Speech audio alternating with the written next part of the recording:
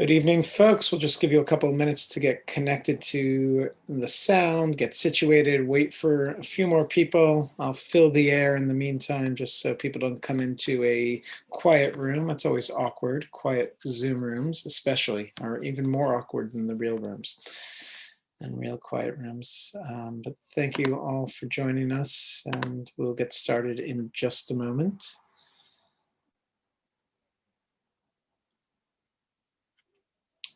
Hope you all had a chance to see the film, and I'll keep reminding you that the film opens widely May 21st, so coming up soon.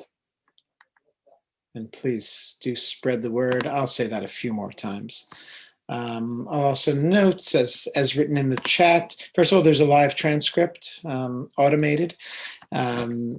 So if you need live transcription, you can use that by clicking on the live transcript button. Also, if you have any questions, you can put them in the chat and we'll call on you after I get through my moderated portion of this evening. I'll give it just another minute or so before we start jumping into things. Did any of you participate in our Hollywood and Holocaust course that we ran this year? You are, of course, the lucky ones. This event sold out very, very quickly, so you were the lucky ones to get your hands on the free access to this film.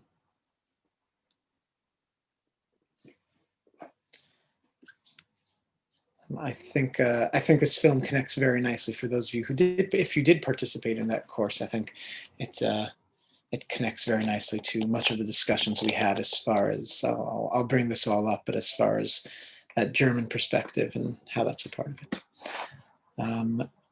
We'll get started in just 1 minute. I think I'll start giving you some background. I'm going to jump in. Welcome, everyone. Thank you for joining us this evening for this very special conversation for the film Final Account, the Final Account. And thank you for watching the film and being a part of all of our virtual events. Virtual events will continue, but we're also starting to do in-person events. We have, starting next week, we have rooftop screenings. We're going to be doing Us Kids. We feel this is a nice, safe way to kind of inch back into in-person events. So we'll have the film Us Kids running next week. The following week, we're going to have a special rooftop screening of When Hitler Stole Pink Rabbit. It's already sold out. There might be some last-minute tickets I probably shouldn't share, but keep your eye out. A good way to find out about things is to follow our JCC Film Facebook page. Sometimes some notifications will go up through that. Then we're going to have an exciting month of June, which is going to include a film, another documentary. We've shown one already this year, but this is another new documentary about Menachem Begin, Prime Minister of Israel. And then the last 2 weeks of June are going to be our Israel Film Center Festival, where we'll see some of the best new feature films out of Israel. So mark your calendars, join us for that, and I think it's going to be a very fun event.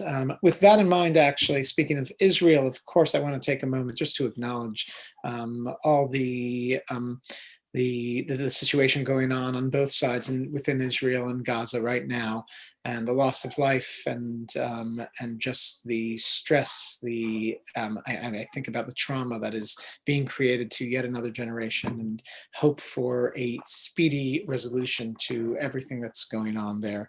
And maybe I was hoping kind of to come out of that Israel coming out of COVID might step into a new direction with a new government, but this has definitely been quite a setback this week and a lot of devastation. Going on to tonight's event, we're really excited to have here Dr. Stephen Smith, who's the executive director of the USC Shoah Foundation. I want to give, he was very involved in the making of the film. Unfortunately, Luke Holland, the director of the film, passed away just as the film was completed.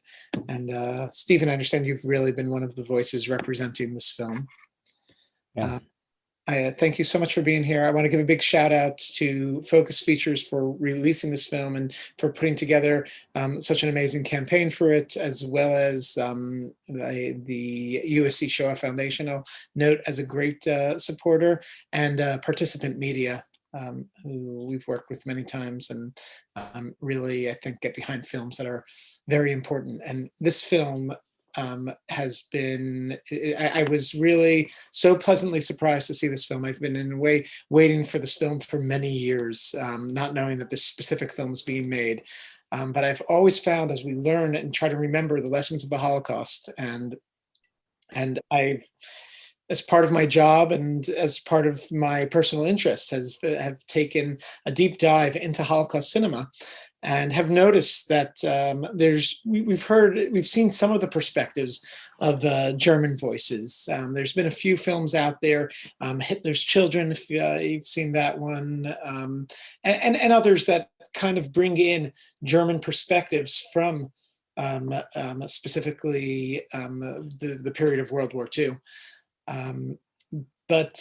But really, I feel that as important as it is to, and Steven Spielberg did a great job with this, in capturing the stories of all the witnesses and all the survivors of the Holocaust, to also capture the stories to understand it, to truly understand what was happening there, who these people are that we see in these films that were committing these atrocious crimes.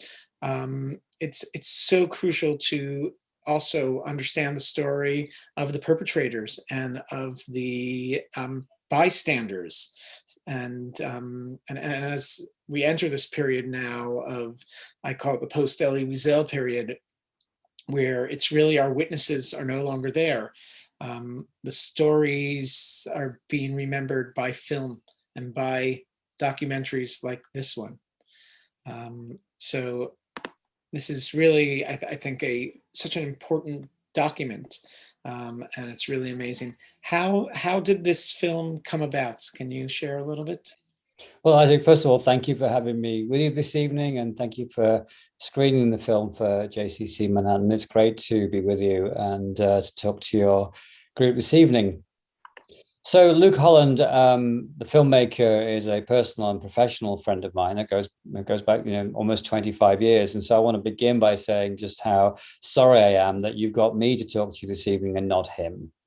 Luke passed away last June, shortly after completing the film, and shortly after completing 10 years of collecting interviews with former Nazis or members of the German public who remember the Nazi regime and in some way or other were a part of it. I first spoke to Luke about this probably 2008. He'd made two films before that I really respected. One was called Good Morning, Mr. Hitler, in which he revealed, probably I think for the first time, color footage from the German propaganda unit from Munich and Nuremberg, where you literally saw the Nazis parading around in full color prior to the Second World War. Secondly, he made a film in which for 10 years, he followed a group of survivors of slave labor camps in Nazi Germany.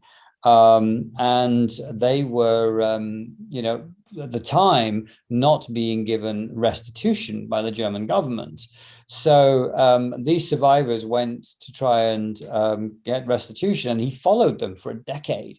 He didn't know if it would be 2 months or 2 years or however long it would take. It took a decade for them to get their cases finally resolved.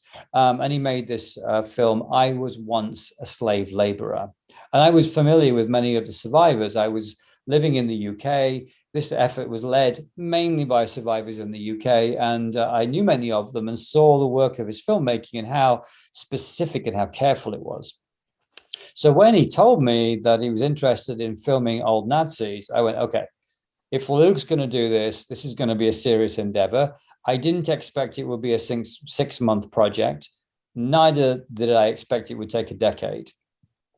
About a year later, I worked with him a little bit to try and find the funding for his pilot. About a year later, I was watching the first few interviews that he collected. Whoa. as a historian of the Holocaust and as an oral historian of the Holocaust, I had never seen anything like it, nor did I know what to do with what I was seeing, because I'd grown used to testimony as being this sort of truth-telling, particularly from the survivors of the Holocaust who came from these, extremely, overcoming memory and trying to tell their stories. And now what I was seeing with these old people who were kind of justifying and felt to me like they were twisting the truth, and they were telling some truth and some lies. And at the end of watching this, my brain was just turned to mush. And I thought, wow, what's he going to do with this? So I said, what are you going to do? And he said, I'm not going to do anything. I'm going to keep interviewing them, because actually I think we need to create an archive of these types of interviews. I don't know what to do with them right now. And so here was this guy whose parents had fled Nazi Germany to Paraguay, who'd grown up in a German-speaking German enclave in South America, unbeknownst to him, surrounded by former people from Germany, including former Nazis, who then finishes his schooling in England and is always tormented about, so what was my past? And wants to know what was it that led to the mass murder of his grandparents and the fleeing of his own parents from that country. Who was behind it? And so he just kept going and using his German language and his charm and his filmmaking skills into one household after the next, until he'd amassed over 300 interviews. And then I remember sitting at St. Pancras station with him, I don't know, 4 years ago, saying, I think I have a film agreement. And he said, I'm going to make a film. And I said, what's going to be in it? He said, I have no idea. I have over 300 interviews. I don't know where to start. And honestly, after that, I didn't have much involvement except just personal conversation with him until I saw Final Account as a final product.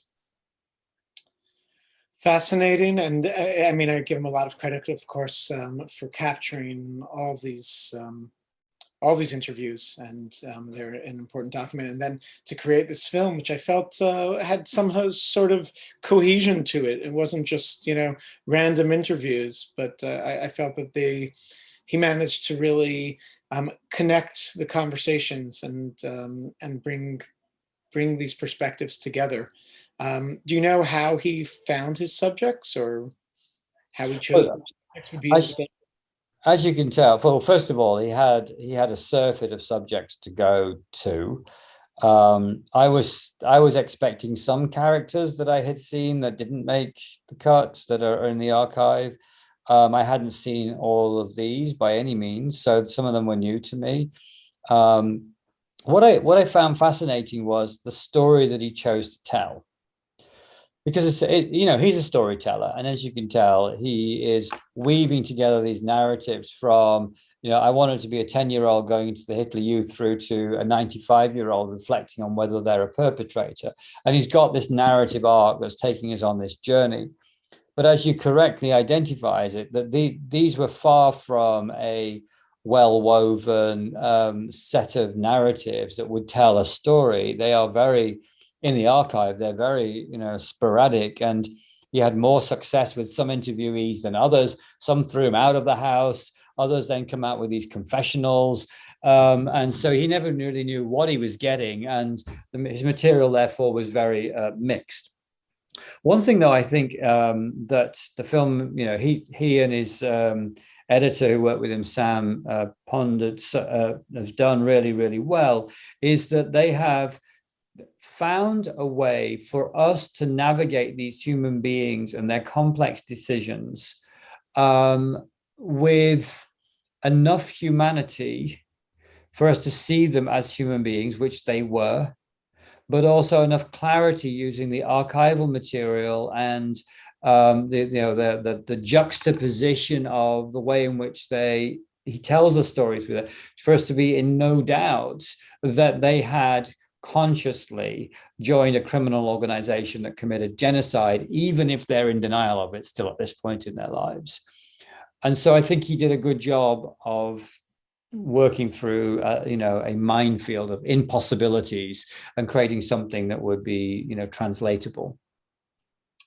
And I think he does a great job of also giving us, it's not the same person over and over again. We get a real spectrum of perspectives from, like, the person who is regretful completely and, traumatized by it, to the person who, of course, continues to hold very problematic perspectives.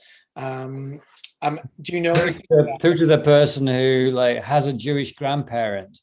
What were you doing in the SS? Goes through my mind. How did that happen in the first? What were your parents doing voting for Hitler? What were you doing in the SS? How did you even get there? But I think it's great that he unfurls that complexity. Not to make the point, well, of course, the Jews were complicit with the Nazis. He's just saying it's complicated. Here's this kid, and he wants to be a part of this organization, and his parents are supporters of this movement, which is going to, regenerate Germany. And of course, they weren't thinking what we now know is that we're going to be seeing images of Dachau and Buchenwald and Auschwitz.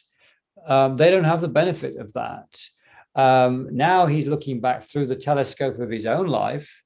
Now he knows that and knows what the implication would be for his Jewish grandparent and what he was a part of and what it meant.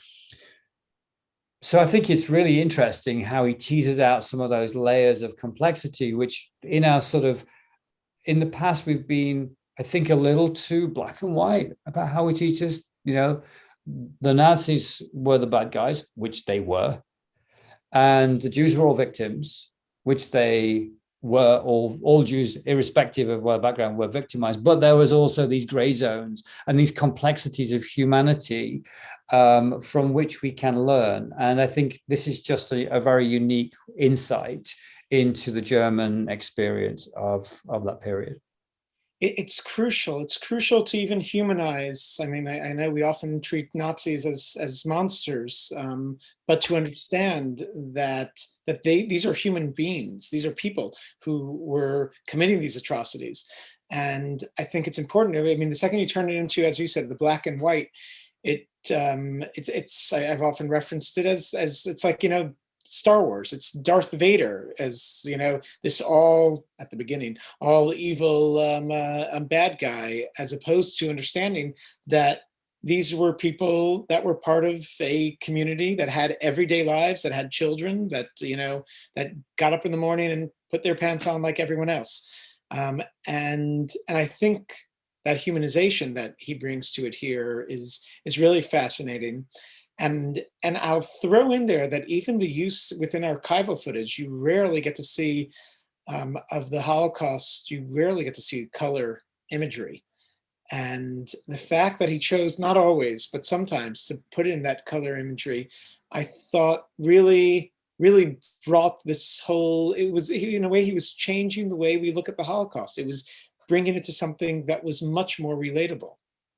I think we have a sort of a penchant in a way to kind of push things into the past, leave them in black and white, distance ourselves from them, and then sort of accuse from a distance. And it's perfectly justified. 6 million Jews were murdered. So of course we are going to accuse the perpetrators, most of whom never went near a court of law, including any of these people in this movie. So in a sense, that generation got away with impunity, scot-free. And so they need to be held to account. And I think part of Luke's final account here is a holding to account, if only in a narrative context. He's not, in a sense, he's not giving them the benefit of, if you like, giving testimony. What he's doing, he's holding them to account behind his camera and saying to them, I want to know, how did you get there? What were the steps? What were the decisions?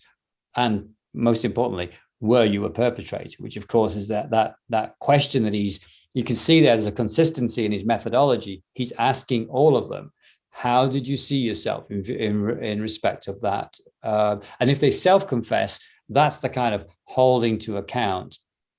I like his methodology here, because what he's really doing is not allowing them off the hook.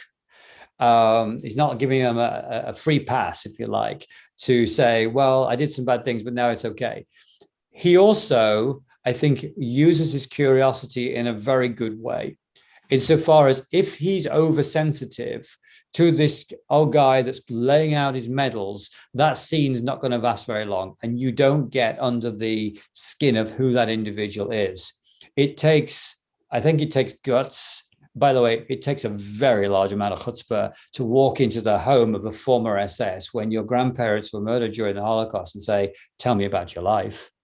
And then to hold them to account. I have to say, I have a lot of admiration. There is a scene, Isaac, that didn't make the movie, or at least there's an interview that I saw in the archive that's not in the movie. And it sort of surprised me because I expected to see it in there.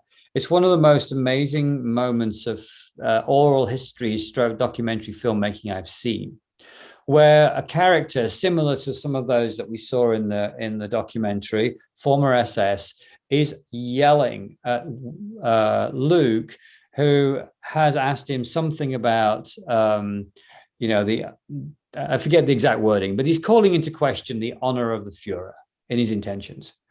And this former SS is screaming at him, and I mean purple rage screaming at him, telling him to switch off the camera. How dare he bring the name of the Führer into disrepute, and it won't happen in his home. And he's yelling. And Luke just sits there. Camera's still rolling. You've got a former SS yelling at you, get out of my home, switch off the camera. And he doesn't move. After about 2 minutes of this high-pitched yelling, the former SS sits back in his chair and answers the question. As an oral historian, I have to tell you, I was completely taken aback by this. It is technique that I have literally never seen in my life. And I really want us to call out his courage. It's what you don't see in the movie is the man behind the camera that's eliciting these conversations that takes a great deal of courage to get to, because they weren't saying things that you'd really want to hear, all of them. It's remarkable that he got this kind. I'm surprised that there weren't many more interviews that went bad, but to get these kinds of responses, and it's a very touchy subject. It's also fascinating. I mean, this was one of the obvious threads, and you've alluded to this a few times in the interviews, were how people most of them were not rushing to take blame and responsibility, and were kind of like, even when bad things happened, they were like, but I didn't I wasn't really a part of that. I didn't know about that. I knew about some things, but not about the bad things. And it's just fascinating. And what came clear to me, and this might be in the way it was edited, maybe in the way it was shot, or maybe just in the way the people delivered this, but they seemed very ingenuous in those moments. Well, I think they're all completely disingenuous. I think they're first of all, it's probably just worth saying, I see some questions in the chat about this in terms of like, how do people get into this? How were they being interviewed? So Luke is a very approachable individual. He speaks perfect German, old school German, and very, very curious. And so it stood him in very good stead to reach out to some of these people. Some of them he found, as you saw in the documentary, would just literally walk into old people's homes and start talking to people in the lobby in Ebensee. I mean, then this whole conversation unfurls. So he had different methods of finding people. The individual that you see standing by the barn, who's talking about the fact that some escapees from Bergen-Belsen were hiding in the barn, and then they found them. And then he says, so what did you do? And we called the camp and we returned them. That gentleman, he's not no gentleman, I have to tell you. That guy he found walking down the street, taking a stroll. And he just goes to the area of the camp and finds old people in the vicinity. He said, well, were you here in World War II? Oh, yeah, I was here. I have my barn. I have my house. And he goes over there and then has this conversation with him. So Luke very often would tell his subjects he was making a documentary about World War II, correct? He would find out a bit about them before so that he could contextualize that. It was about their unit, about their service, about what was going on behind the front lines, whatever it might be. And very often he would interview them more than once. The first time would be about their service. and what was happening on the Eastern Front or whatever it might be. But he would then develop a relationship with them and then come back a second time, sometimes a third. And so that's why you sometimes see these sort of developing conversations with the characters, because they didn't trust him with their deepest secrets of their involvement in the SS or the Third Reich. Some more innocuous ones, seemingly innocuous ones, were, for example, there was a 94-year-old woman who was a stenographer who worked in the race hygiene division in Berlin, which meant that her boss went to Sachsenhausen, and it was known that medical experiments were taking place in Sachsenhausen. So Luke already had evidence that she had signed a paper that was notes from one of the experiments, but he didn't say any of that when he went to meet her. He talked about her role and her boss, and that he was making a movie about the race hygiene division, and tell us about the routines and where did you go and what was he like and so forth. Only on the third visit, when she'd said that he went to Sachsenhausen, was he able to say, well, I have this paper from Sachsenhausen, and although you said that you never went there, I see that you have signed the notes from this medical experiment. Could that possibly have been you? And then he gives her the paper with her own signature on it, to which she says, well, yeah, I was there. I did go and I did take notes. And so in a sense, he had to kind of he had to build a relationship and work towards these confessions, sometimes using documentary evidence or other evidence to be able to then put them on the spot. Sometimes the interview lasted a further 5 seconds and he was kicked out of the house. Other times they would go on, as she did, to explain what she was involved in. But really, the faculty manages to push them all to this point where clearly they are not comfortable with the things that they're saying, I think is him achieving his goals in many ways, and really bringing the message out and making it very clear to the audience, like what is actually underneath their words here. I want to ask one more question, then I want to take some questions from the audience. I know I have a lot more to discuss, but I do want the audience to be able to be a part of this conversation as well. Folks, if you have any questions, of course, you can put them in the chat and we'll open up your microphone and call on you. But the most important thing, I think, is to discuss, why is this film important now? What message does this bring? I mean, it's good to remember. It's always nice to remember. It's good to have archival, historical footage of all of these stories. But why this movie hopefully will have a very big release, and I'll remind our audience once again, this is being released on the 19th, I think I said it, and is going to have a full release. And please do spread the word and let people know, why is it so important for people to see this film now? Yeah, well, when the film is released on the 21st, I think it is, Isaac. Yeah, I think this is a warning from history. We have this way by which we look back through history, through its consequences. It's much more difficult to look forward through history, to put history in front of us effectively. And rather than saying, okay, I'm going to start from the images of the death camps and work backwards. What happens if I'm standing now and it's 1930 and I'm at the ballot box in Germany? What am I going to do? Which way am I going to vote? We're already polarized. The communists are going up. Oh, I don't like that, but then I'm not so sure about Hitler, but then nothing in the middle works for me. I'm going to go vote more extreme because I've got to defeat the other side, vice versa. And so what happens is the society is getting more polarized. Then you throw into it the Wall Street crash of 1929 and the economic hardship. What decisions are you going to make now? You can't put food on the table. And so what happens is you're looking for answers to these extreme answers. And so you get offered a utopia. You get off a utopia, and just might be bread on the table and a civil works project. But nevertheless, what you're starting to do, you are obviously voting for your own interests, but are you really taking time to look at what are the consequences of my vote? I think we live in a time today where we need to be talking to our young people about political literacy much more. And the groups that you're a part of, who's in, who's out, about the fact that there's these sort of divided identities, and it happens on all parts of the political spectrum. divided identities in which if you're part of a particular in-group, then essentially you're not a part of the other group. How we are now in the 2021 and haven't got past that, I do not know.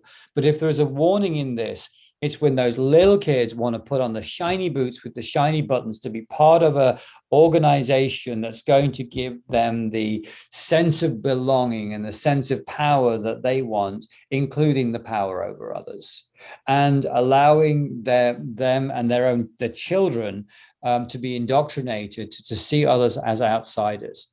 We have to stop that language. And if anything teaches us that, you know, you said earlier there were about monsters. There were no monsters in the Third Reich.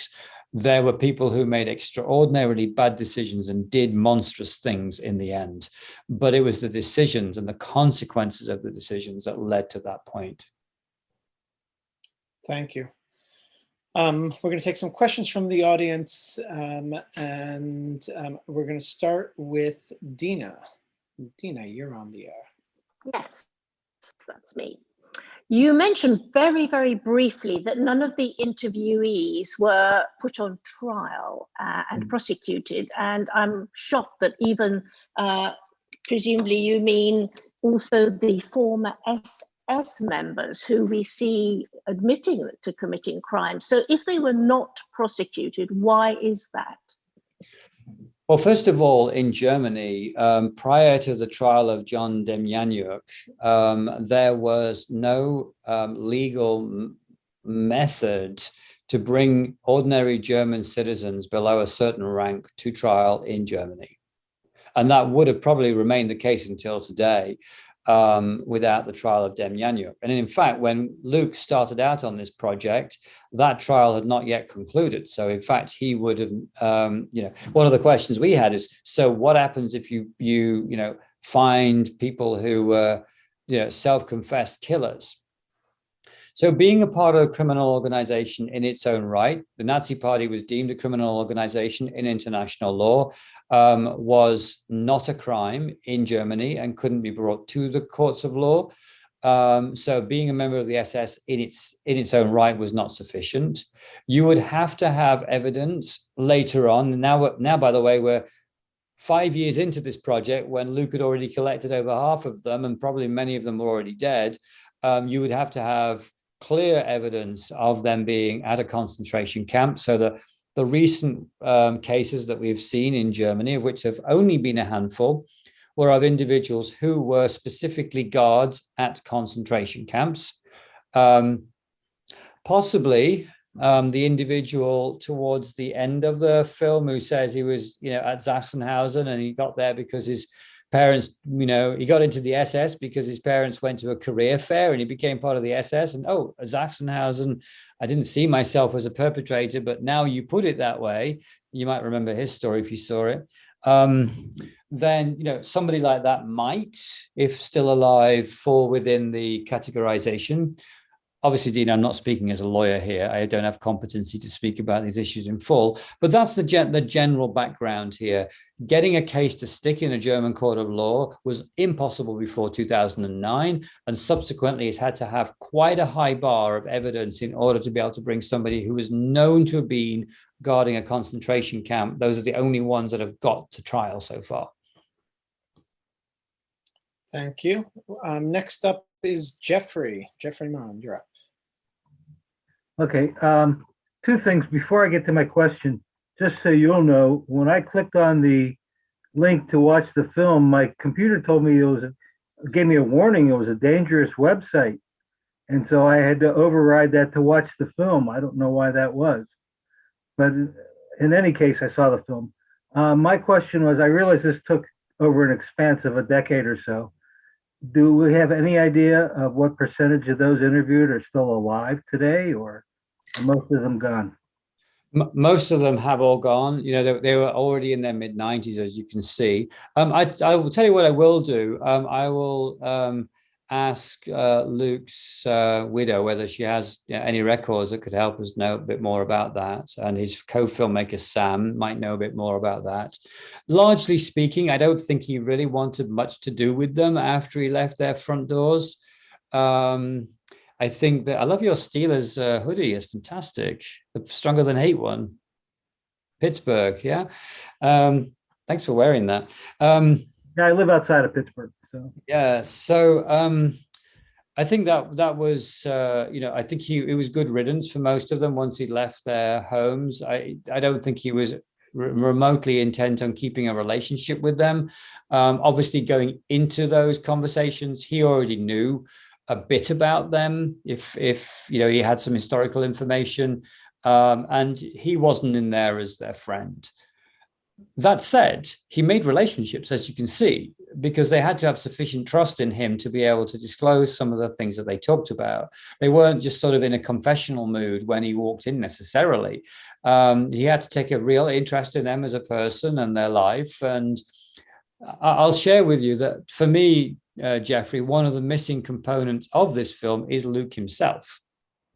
Because obviously, to be able to have those conversations with those individuals, there was a relationship in that room of a fair degree of trust, even when they're being disingenuous, because many of them are throughout their so-called confessions. They're sort of, they're conniving to put themselves in the best light or pretend, whatever. But it took a lot of, I think that's a really interesting dynamic that I wish I'd been with him to see and observe, because I have seen some of the B-roll and some of the other background footage, and I think it would have merited hearing a bit more of him personally. We're going to take one more question from Debbie. Debbie, you're on the line. Hi, yeah, really a comment on the language that was used. When they were speaking, they did not use the language of hate. It didn't say any negative, anything about the Jews. I'm talking about the interviewees. But on the other hand, they never used the term Holocaust or any word like tragedy. They're very carefully calm, neutral language. Great catch. In fact, in all of the interviews I've seen from the archive, never once have I seen empathy for the victims. Never once have I heard them talking about the Holocaust as such. They are very, genuinely, I think they are all protecting their own image. It's all about them still in their 90s, and not about the people whose lives they completely destroyed by being a part of that organization. And I think it speaks to not only that generation, but I think it speaks to the difficulty of when you are part of something that's as heinous as this was, coming to terms with that, to have real empathy for the people whose lives you destroyed, it apparently is extremely difficult to get to. And it was disappointing to see that, Debbie, throughout not only the film, but throughout the archive, but it's also telling. The indoctrination was really successful. They still have this dispassion, this distance from the people who they victimized, to who they were in their world at that time, were dismissed from and excluded and segregated and dehumanized, and they have not been able to rehumanize them or even name what they went through. And so I think that's a really interesting observation you made, and a very pertinent one. I think the film really does show that shows this very unique perspective that that former Nazi supporters are in today. As far as, like, yes, Germany has come a long way, obviously, and there's beautiful quotes in there, of course, from Merkel and from others, and we see that Germany has put a lot into the education and into their reform and into the whole process, legally and on a social level. And yet many of those who were there find it hard completely to accept the full extent of the crimes that they committed. And I think that's something also very important to learn from. And I think it's also that actually humanizes them in many ways, because I think that is a human trait. And often we often all see things through our perspective and have a hard time bringing in that other perspective and recognizing how how another side might see that same picture that you have a very clear image of. Correct. I think I would just add to that, Isaac, when we look at this past, we see these 90-year-olds struggling with their involvement. But I'm reminded of another German, his name is Armin Wegener, who in 1933 wrote a letter to Adolf Hitler and said, what you did to the Jews of Germany today, you did to me as a German. And all free-thinking, open-minded, caring Germans like me, we're going to rise up and we're going to stop you. He literally did not know he was going to be the only person to write such a letter on January the 1st, 1933, in defense of the Jews. And he said in that letter, on the first week of April 1933, if you do not stop, our country will never, not only will it lead to the destruction of the Jews of Germany, our country will never recover from the shame and the guilt of what we are doing now. That, by the way, was 8 years before the first shot was fired by the Einsatzgruppen. And so there is no excuse. It's good that they're being held to account, but they knew. If he could know in January 1933, they knew in 1936, 39, 43, 45, and even in 2015. So I think at the very least, Germans like him have said, let's listen to them. Let's learn from what they went through, but let's also not sympathize. We just make sure that as human beings, we don't repeat the mistakes that they made, because the consequences clearly are very severe. Thank you so much. Folks, the film opens May 21st. Please spread the word. This is really an important film that hopefully will continue to be discussed. Stephen, thank you for being with us. Okay. Folks, thank you for joining us tonight. Thank you for watching the films. We'll keep on bringing you great new films, and we look forward to seeing you in person soon. So stay safe and help spread the word. Have a good night, everyone.